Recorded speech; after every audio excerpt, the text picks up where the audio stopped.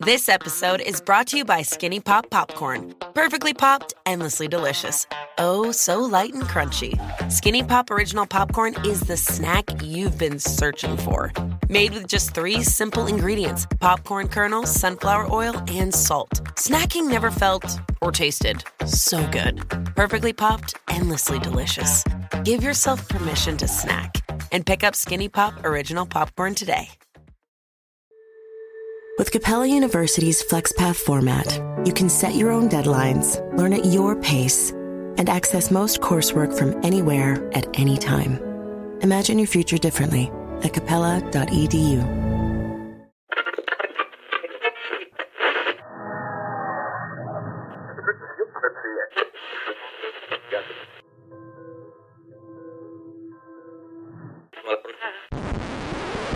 And hello, welcome to this episode. This is going to be a reissue episode because of the upcoming release of Ghostbusters Frozen Empire.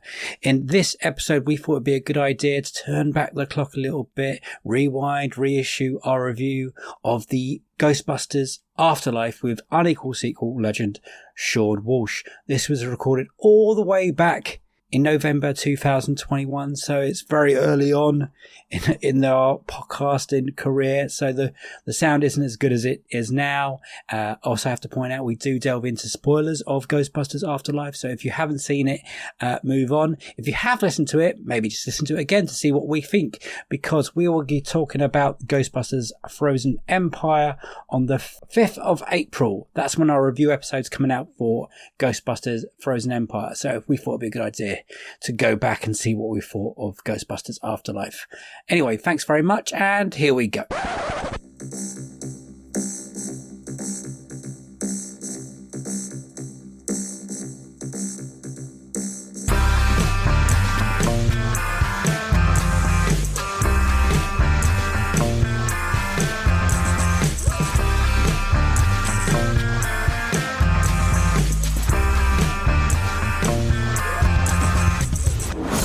Hello and welcome to Unequal Sequel Extra. We've got a special one this week. It's a big one. What are we doing, Rich? We are doing Ghostbusters Afterlife. And why is it special? And it's very special because one of our favourite ever guests, Seann Walsh, is coming back to do it with us. Oh, yeah! So good. So happy. For a little bit of background, if people haven't listened to the Seann Walsh episode, go back and listen to the Seann Walsh episode. He is the biggest Ghostbusters fan me and Rich have ever met. We've met a few of them now on this podcast. Well, we have, yeah. We've met a few Ghostbusters fans, but Seann is definitely the biggest Sean's Ghostbusters next fan. level passionate about Ghostbusters. And when we were watching it separately, me and Rich didn't watch this together, all we could think about was, I wonder if Seann likes this film. Yeah. So we asked him. He said yes. We got him on the pods. You're about to hear it. We should point out this is a spoiler special. Oh, yes. We do spoil Ghostbusters Afterlife. If you haven't seen it, don't stop listening now. Go and watch it and then come back and listen to the rest of this. Yeah, because it's cracking. We've just recorded it. So please sit back and enjoy the review of Ghostbusters Afterlife with us and Seann Walsh.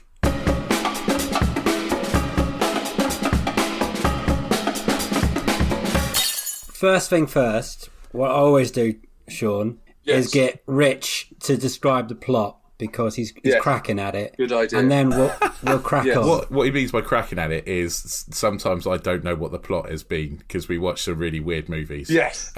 But yeah, this one is a lot more simple. So the plot of Ghostbusters Afterlife is Egon has passed away.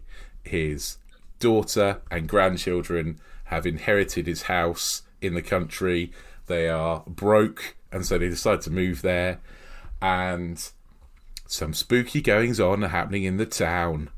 There's lots of nice discoveries of old Ghostbustery stuff. They meet a teacher called Mr. Gruber, called Gary Gruber, which I love.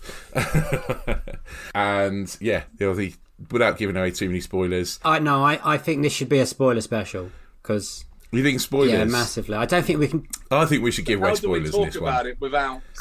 Yeah, exactly. Because that ending I have to describe. So yeah, spoil away, everyone. Yes. Go crazy on it. I think is the only way possible. Well, we'll talk about that in a minute. I won't spoil it straight away. Nice. But yeah, essentially hijinks ensues, and they bust some ghosts, and it's perfect. Awesome. Okay. now, Sean, we got you on the show because you're the biggest Ghostbusters fan we know. Okay, good. So I want to know. Yeah, what was your day like? I just wanted to, because I saw pictures on Instagram. You had like a planned Ghostbusters breakfast, didn't you? My girlfriend was so sweet, and she made me a kind of Ghostbusters breakfast with marshmallows and biscuits with quotes on it. But I was very stressed all day. So I'd watched one the night before, and the plan was to watch two in the day, and I didn't. I know them too well, and I watched them too often. So it wouldn't have made it special. But I said to my brother, it was like how you would feel if your football team was at a cup final. I was so nervous. I couldn't talk. I was terrible to be around because I was just so stressed about what I was about to see. So the day was a tense day. It was I don't know. It's like, I imagine, I've never had a wedding day, but you know when like the groom is stressed. Yeah, that's what it felt like. I had the stress of a man about to get married. Had you read any of the critic stuff beforehand, or you avoided that? And how many trailers have you watched? So obviously I'd watched all of the trailers a billion times. Okay. And I knew that The Guardian had given it 1 star, and I thought that was a good sign.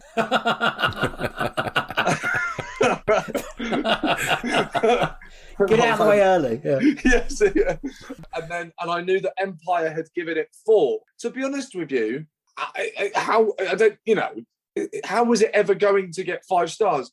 I just kind of didn't really. I thought it was a good sign that Empire had given it 4. I thought that was kind of what I was expecting. So that's what I knew going in. I also had guessed the plot. I'd guessed what was going to happen at pretty much every point, and I got it right.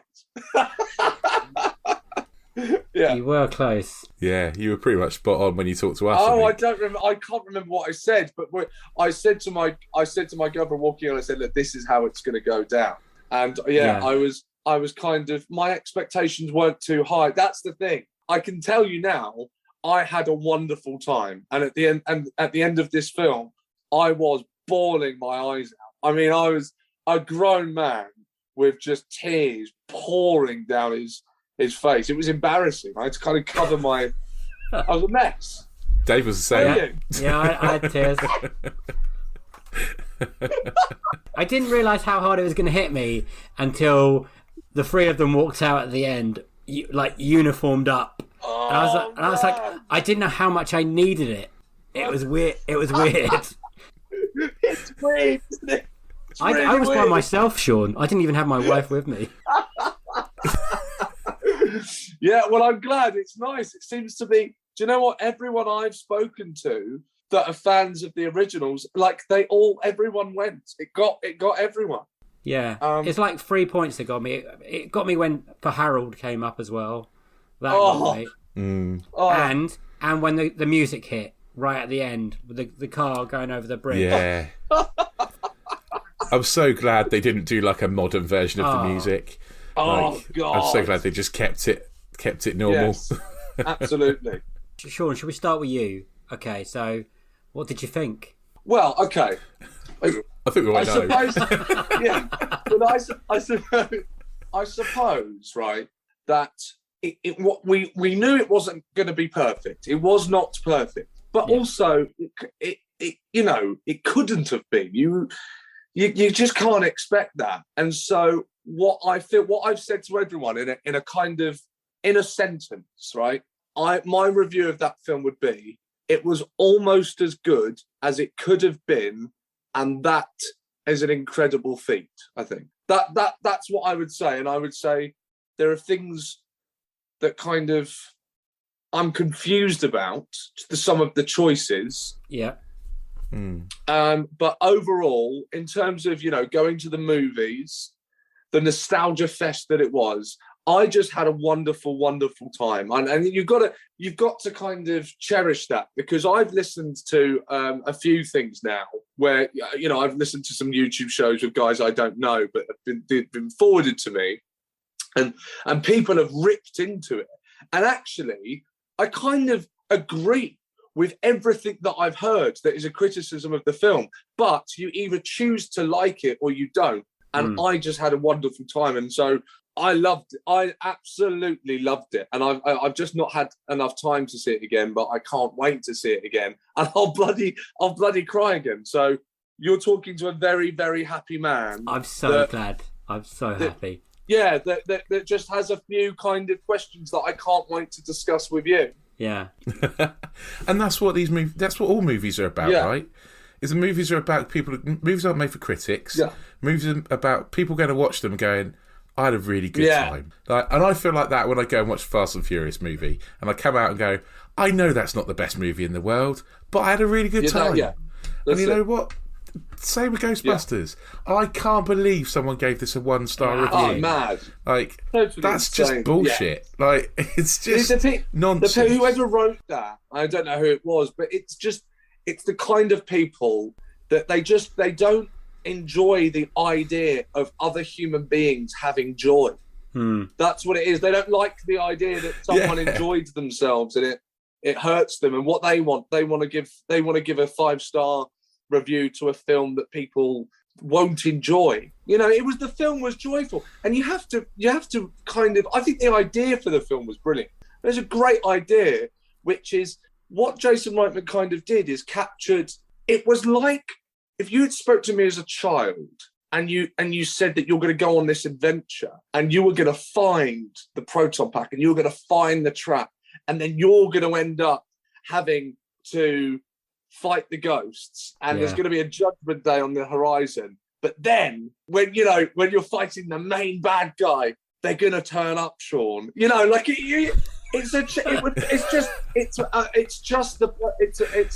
the perfect idea. It really was the perfect idea, I think. Yeah. Such a good idea. And I think the idea itself has been kind of overlooked. I think that if you spoke to me at kind of 6 years of age or something, that would have been my dream. That, those kids in the film got to live, the characters rather in the film got to live my dream as a child. So great idea for the film. My son's 6 and he would love that movie. I showed him the trailer and he went, Kid Ghostbusters! Like he's like obsessed now. He really wants to see it. And I wanted to see it first to see how scary it was. But I think he'll be fine. He'll be all right. Very responsible. Good. Yeah. So yeah, I'll take him to watch it. I think you'll enjoy it. I think I like what you were saying earlier, that this is not the perfect Ghostbusters 3, but this is probably as good as it can be for now. The perfect Ghostbusters 3 was probably about 20 years ago, and they missed their chance of doing it. But for now, oh my God. And there is a lot of pandering to the fans, but God, I needed every moment of it. Yes. Exactly. Every little sign of anything original Ghostbusters gave me goosebumps. Oh my God. It was so good. But you've got all the kind of so you kind of got the ones that you expected, right? And also that had been, kind of, I suppose, in hindsight, it was a kind of shame that a few of them had been given away in the trailer. But like the pole and the books, etc. But as this is, a spoiler episode. Go for it. When she pulled the crunch wrapper out of the pocket, fucking hell! I just did not see that. Had never kind of registered as a moment to me, and to sort of hone in there and kind of almost kidnap this moment from the first one that kind of didn't. They made something, and this happens in life. They made something that at the time you didn't realise was a moment in your life. And they went, that bit in the film? Yeah, that bit, that's a real moment of friendship that stayed with Egon. And you kind of go, all right, well, that's kind of bollocks. And that's not the case at all. But I am here for it, as they say on the internet. I am fucking here for it. That was amazing. Like, I just kind of like was just in the cinema going, oh my God, Ghostbusters 1 was about friendship as well. I hadn't even considered. It was about friendship. Yes. Yeah. You know what I mean? Brilliant. Oh. On the friendship note, that's one of the things that's kind of, sorry to drag this down into a negative. Go. One of the things that didn't quite ring true for me was Ray's reaction to Egon. Yeah. Like, how have they fallen out so much? Like, that didn't feel right. That didn't feel like, if Egon says, I'm going to go to the middle of nowhere in Oklahoma because I think something is going down, Ray would be the first one to go, yep, I'm in. Yeah. You know, what happened there? I just kind of don't know. Do you know what? That was I was having such a nice time, and it cuts to Ray's occult, cuts to the bookshop. Yeah. We see Ray. The kind of crowd cheered. I was like coming up. I couldn't believe that I was looking at Ray again. You know, I couldn't believe he was there. And it starts, doesn't it? And she says, like, I want to talk about New York, and he goes to hang up, and you go, okay. And I'm kind of hyperventilating, like, fuck, it's right. And then he went in to this. I also think it was kind of, and as I say, that, you know, this is all prefix of I love the film, but I thought that was a kind of bad idea, and maybe it comes down to the contracts. You know, they've got all these people for a day or something, but just to like have him deliver all of that exposition, all of that backstory in just one phone call just didn't work. And absolutely, when he said like, oh, and he started to scare me, and we just thought he was crazy. You thought, I suddenly realised what it felt like to be one of those Star Wars fans that didn't like that Luke Skywalker had lost belief.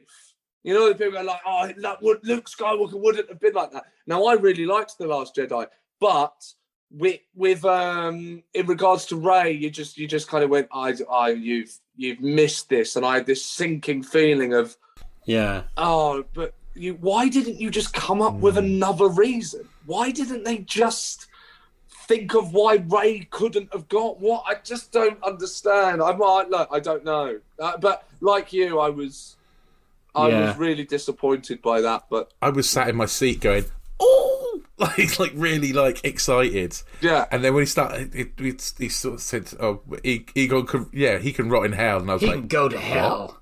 Yes. Well, no. Yeah. No. It must be something really bad. Yeah. And he's like, oh, he started sprouting like something, the end of the world was coming. I was like, well, that's the kind of thing that you guys used to, investigate. Totally. That happened all the time. Dogs and cats living together, you know, like mass hysteria. Been there. Yes. So that's your job. Fucking idiot. Yeah. Anyone else said that, you'd be like, oh no, you're a crazy man. But if the smartest man you know is saying it, then there might be some truth in it. Especially if you just had a trip down to Somerville and then found the 10 point. Oh no, you're 100% right. Well done. We'll get the others. We'll help out. You have. But yeah, it didn't sit with me, and I think me and Rich would have quite liked. There was a quick mention of Vakeman and Winston. Would you have liked like a scene or two more of them, or were you happy that they just rocked up at the end? I just didn't expect it. I as I say, I predicted what was going to happen. There was no way, Bill. I just thought that they're going to come in at the end. There's going to be an attempt to save the day. And there's no way Bill Murray would agree to enough days for them to get that third act and have him do some earlier scenes where Ray or what's her name in the young girl Phoebe like have to talk the Ghostbusters into coming to Somerville. I just knew that Bill Murray, the actor, was not going to agree to do that. So I just didn't expect it. Is that what we wanted to see? Of course it is. But I fortunately didn't have the disappointment of that. Okay, that's good. Yeah, that's good. I think I missed that, getting the band back together. Yeah, definitely. We needed a few shots of getting the band back together, and that kind of would have satisfied it, I think. But that still didn't stop the emotions that I felt at the end. No.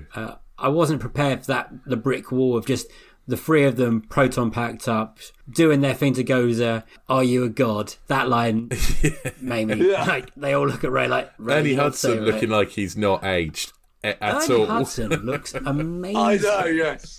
Yes. Like yeah. You know, Murray looks old and Aykroyd looks old, but Hudson looks like proper. Yes. Yeah.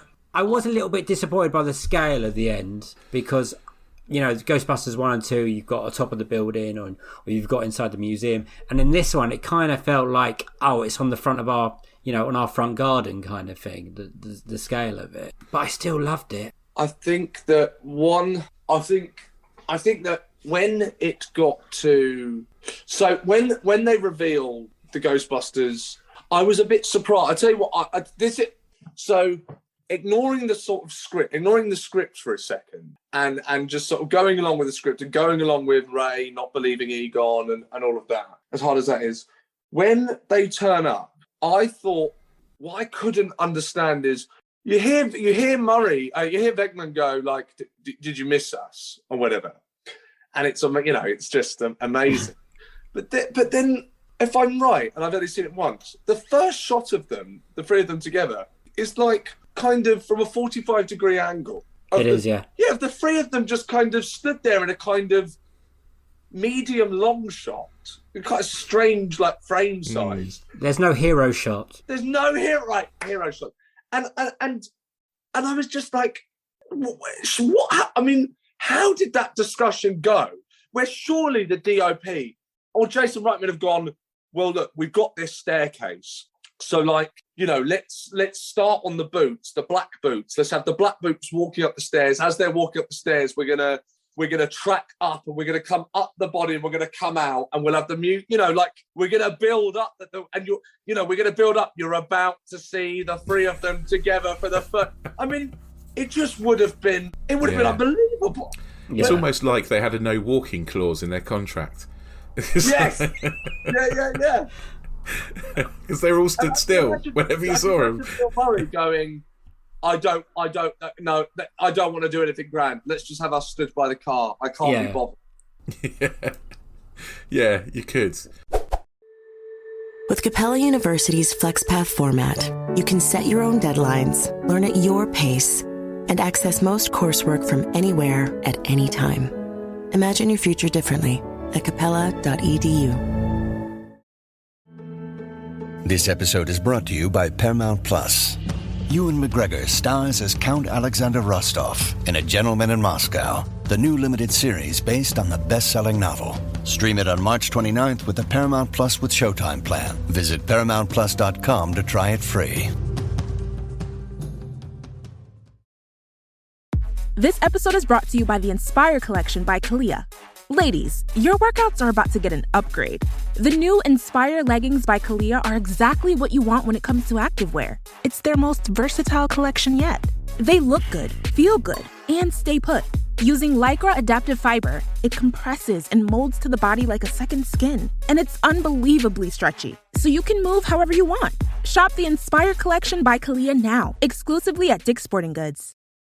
But you could do a kind of Shaun of the Dead-esque quick cuts of proton packs lighting up and, like you say, like boots and little bits of stuff. You wouldn't even need them to do that, would you? You'd just be you know, just stunt doubles putting on suits and putting on proton packs and charging and I agree. So I thought that was odd, but for me, where I lost it. Because that's not actually, I was just a bit kind of overwhelmed by everything. It was when, and it's the kind of shot we're talking about that we wanted, I suppose now thinking about it, it's kind of there, it's just later. Yes, and the three of them are hosing Gozer, and then it kind of zooms out, and then Egon's on the end. I fucking lost it. Oh, good. I wondered how you react to Ghost Egon. Do you think that was a good move? What do you guys think? I'm hoping that they got permission from his family. Okay. If that is agreed, 100% okay with it. But at the time when I was in it, I was looking around going, guys, are you seeing this? Yeah. There's four of them. Yeah. And it looked proper good. It wasn't any of this Rogue One, weirdness. I thought Ghost Egon. It was really, really well done. And I'm glad he didn't talk, because that would have been even creepier. I thought he looked great. But at the same time, I thought this is a little on the cheesy side for me. Okay. And that was I didn't hate it. I wouldn't criticise it too strongly, but it just felt just a little on the cheesy side. I think knowing how close his daughter is, I think to the kind of Ghostbusters franchise, that they of course would have, I think she would have given the permission there, and I think that it was cheesy, but they could have severely fucked that. I mean, that is a great, because I think if you had read the script, you'd probably go, this is just going to look awful. We can't do it. It'll look terrible. But they pulled it off. And I think, and what was a really good sign was that every time it cut back to him, I was still going, that does look really good. Yeah. Okay. Yeah. That it still did look really good. Yeah. Yeah. So I think it worked. And I think it was a really nice idea. And I'm so glad. It's just so weird, isn't it? It's like we got to see that I feel like, due to the magic of technology, that we got to see. I felt assuaged in that we got to see the four of them together. I felt like that. It wasn't like the three of them. It felt like, no, they were there. All four of them were there, and that was enough for me. It was for me as well. I was like, I can die happy now. I got the thing I've been waiting 30 odd years for. I didn't know how much I needed it or wanted it, and there it was in front of me, and I just lost it. And I was like, this is ridiculous. And then for Harold, I was like, I'm gone. Yeah. And then the car, I was like, okay. And then Dana comes up at the end with a little credit thing. Yes! That was a great. I tell you what, that was absolutely brilliant. Did you both have exactly what I had? Which is, you sat there and it went, and Sigourney Weaver, and I thought, did I go to the toilet? Did I miss Sigourney Weaver? What the fuck happened? And then bang, there she was. It was good. And then the other credit when it's teasing another sequel, which is maybe they're going to audition new Ghostbusters. Is that what you reckon they're going to do? Because it looks like they're going to go back to New York if they do it again. He's brought the Tower House back. Yes, and obviously there was something wrong with the container. Container, and I don't know what they'll do. I mean, will Phoebe and family? I assume it will be. They will move back to New York. It will be them. I hope so, because the girl, was it Mackenzie Grace? I thought she was brilliant. Brilliant. I thought she was really good. Absolutely brilliant. I thought she was. It felt like a different tone of comedy in this film. It wasn't the 2016 comedy that you hated. And I did hate it. Yeah. But there wasn't. But obviously, this couldn't be the comedy from the original Ghostbusters, because it didn't have that cast in it. It didn't have the SNL, the Bill Murray snappy.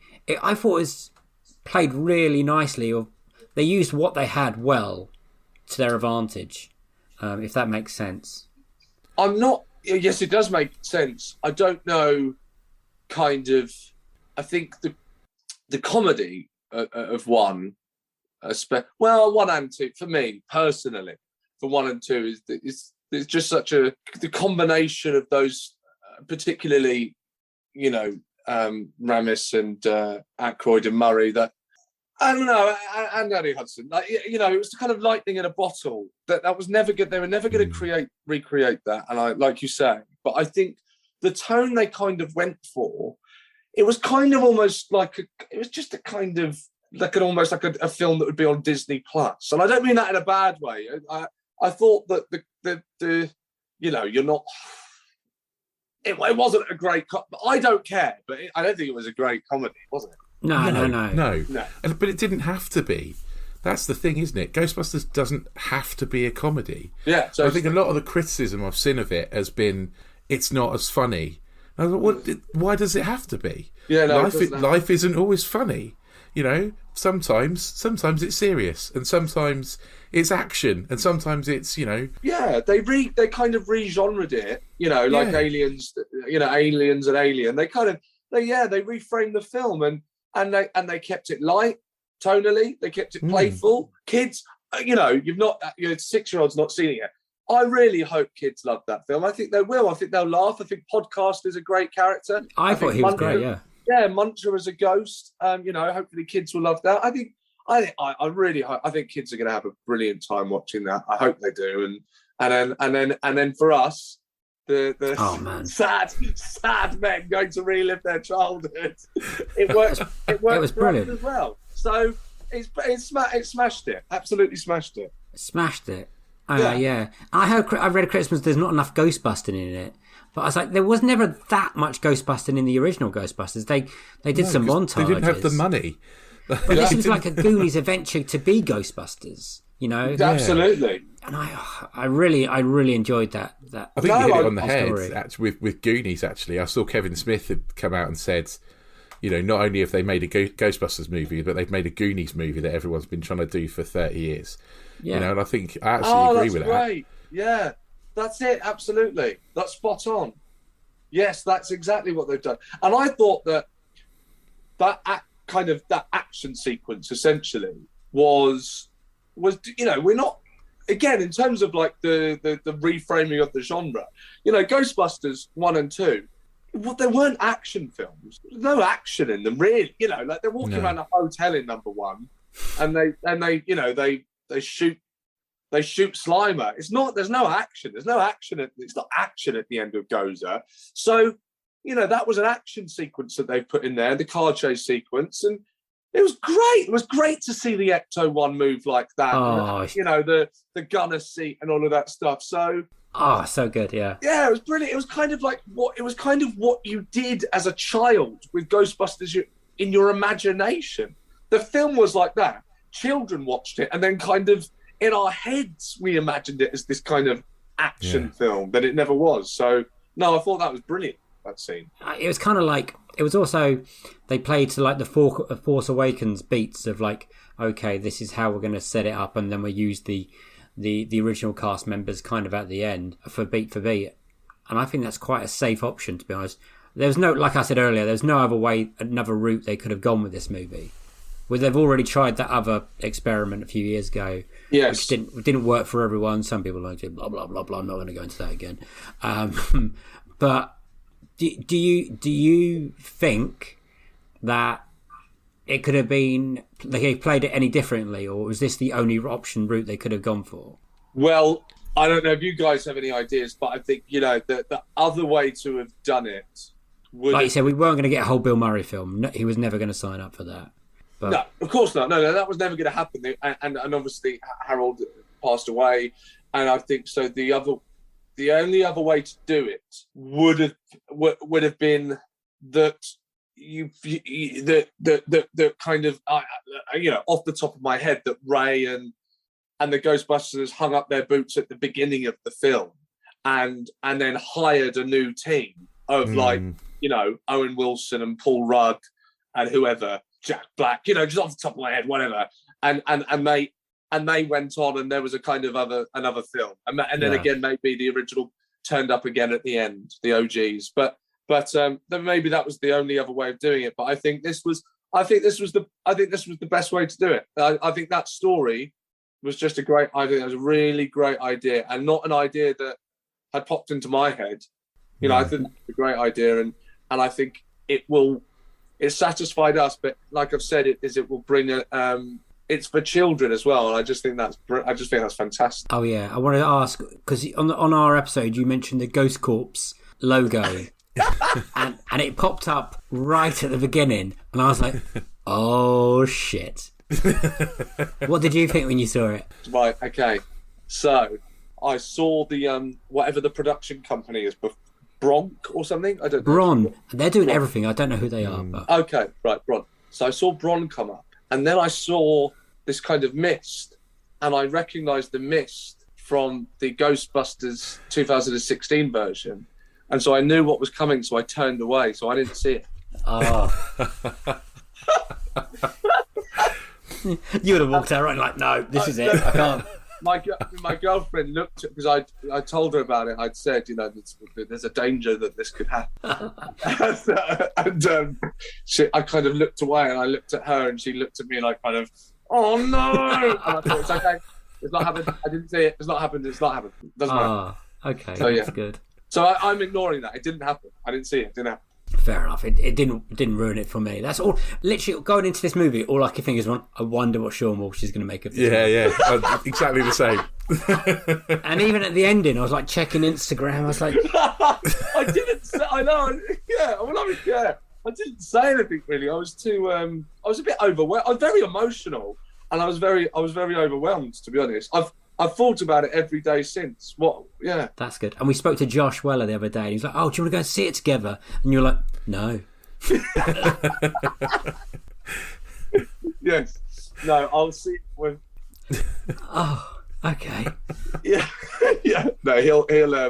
I'll see it with him the second time, but not the first time. That'll make him happy. Cool. Yeah. Should we do this rating at the end of each episode? And weirdly, we ask ourselves 2 questions: is it an unequal sequel? And 2, what would you rate it out of 7? Okay. I don't know why we picked 7. We just picked 7. Fine. We're not real critics, you see. So we didn't want to make it like real critics. We don't want to be on Rotten Tomatoes. Yeah. Fuck that lot. I'll play that game with you in a minute. So, was it an unequal sequel, yes or no, Sean? And you're going to ask me, what does that mean? And the answer to that is, I have no idea. Would basically say, is it not an equal sequel?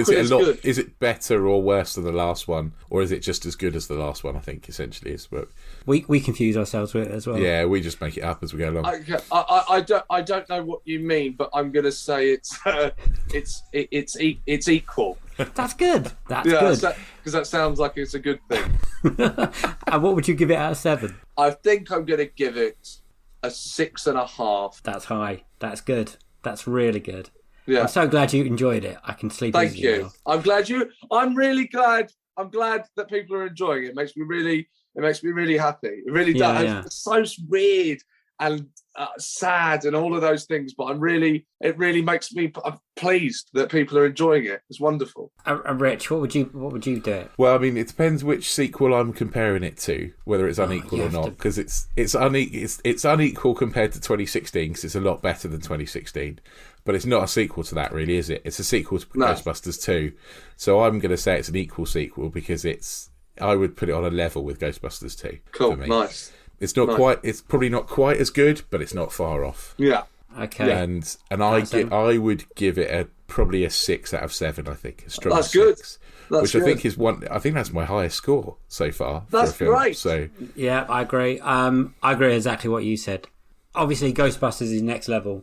For most films. Well, Ghostbusters is set. Ghostbusters is. That's set. The Wall of Fame or whatever it's called. I actually think I might enjoyed it more than Ghostbusters 2. I'm not. And I like Ghostbusters 2, but I really got into it. I was smiling through like most of it. Same. Yeah. I just. Yeah. I must look like a Cheshire cat, like a fucking idiot. And I would also give it 6 out of 7, and that's really high. Yeah. So thank you. But before you go, I want to just see. Have you checked out the Rotten Tomato scores? I saw the audience score yesterday. That was really good. But I know the critics are not, apart from Empire. I know it's getting slammed. It's weird, isn't it?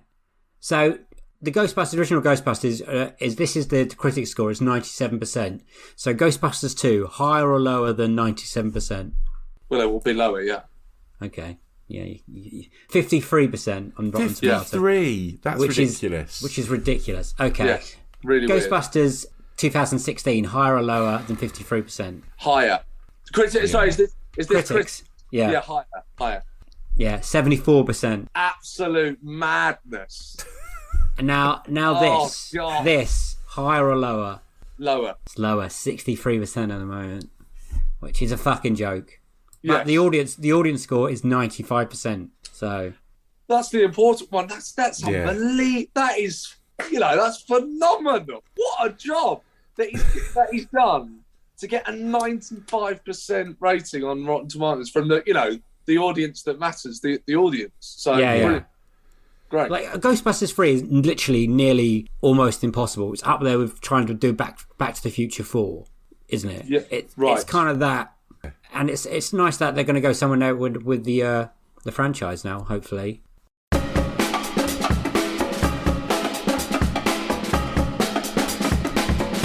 Well, Dave, I really enjoyed that, mate. It was really nice to catch up with Sean again, and it was really nice to talk about Ghostbusters. And I'm so glad that all of us really enjoyed it, because when I started seeing the critic scores coming in, I was like, oh no, what is this movie going to be like? What is it going to be about? And I thought that the trailer looked so promising, and I went along and I thought, critics don't know what I'm talking about, mate. Again, that is why film's so good, though, isn't it? Because some people can love it and some people can hate it, and that's it. And I think this is the point of us. This is the point of this podcast, isn't it? Really, is that when we review a movie, we are not looking at it from a critical perspective. Absolutely. We are not looking at it and thinking of it in an analytical view. We're just telling you if we liked it or not, and what we liked about it or didn't like about it. And I can tell you, I liked this movie. I didn't like the teenagers sat behind me talking all the way through it. I felt like I was getting very grumpy about that. So I'm going to have to go back and watch it again and hope that there's no one sat behind me talking all the way through it. Because I might even watch this twice, because I might go and watch it back again on my own, and then take my son to go and watch it too. I'm definitely going to go see it again. And one of the things I didn't get to say when we did the review with Sean is that it was so nice to see a kid running a movie as the lead in a movie, playing a character who probably isn't the coolest kid, isn't the most stereotypical cool kid. I just loved that it was a proper motion picture family film again. It was just wonderful to be a part of. And the screen, I went at 10:30 on a Sunday morning when I thought it'd be quiet. It was absolutely rammed. Yeah. And thank you, Sean, for coming on. Rich, what can we tell the people? Well, I would suggest you go and check out some of Sean's stuff. So Sean is on tour at the moment, and one of his shows is being recorded, so you'll be able to watch that. Maybe for your Christmas DVDs, people still buy DVDs for Christmas these days. I don't think they do the comedian DVDs anymore. But I would definitely say get a download of that or watch it on Netflix, wherever it's coming. The Sean's show. I would also encourage you to go and check out his little short film on Vimeo, which is called Clown, and is really, really good. Really good. It's a great little short film, and it's only sort of 8 minutes long. So, 8-9 minutes long. So it won't take up half your life. Just go and watch it. It's really funny and really, really poignant as well. So go and watch that. And his also, podcast. Yeah, his podcast as well. So his kind of top of the charts award-winning podcast of What's Upset You Now. Again, it's only 15 minutes long. It's a brilliant, brilliant podcast. He gets great guests on. It's hilariously funny. Definitely check that out. And while you're doing that, check out the rest of ours as well. So if it's the first one you've listened to, if you're a big Sean fan and you know all the stuff I've spoken about, go back and listen to our episodes. So back in season 1, episode 2, we had Sean on then. And also we've got loads more other really brilliant guests you can go and listen to. You can check us out on Twitter and on Instagram. We are at Unequal Sequel. And you can also, if you wanted to send us an email and tell us that we're completely wrong about Ghostbusters, it's unequalsequel@hotmail.com.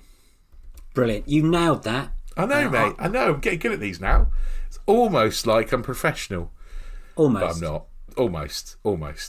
I will add, if you can give us a like and subscribe and rate us on Apple or Acast or whatever you can rate a podcast. I'm not actually quite sure where you can do that anymore. But but if you have an Apple podcast, an Apple phone, whatever it is, and just give us a comment, that would be great. And that's all I've got to say, Rich. You got anything else? No, that's it from me. Go and watch Ghostbusters Afterlife if you haven't already. And if you haven't already, sorry, we just spoiled it for you. Please, sorry about that. That's a goodbye from him. Bye! Oh, brilliant. And it's goodbye from me. I'll see you next week. Bye-bye.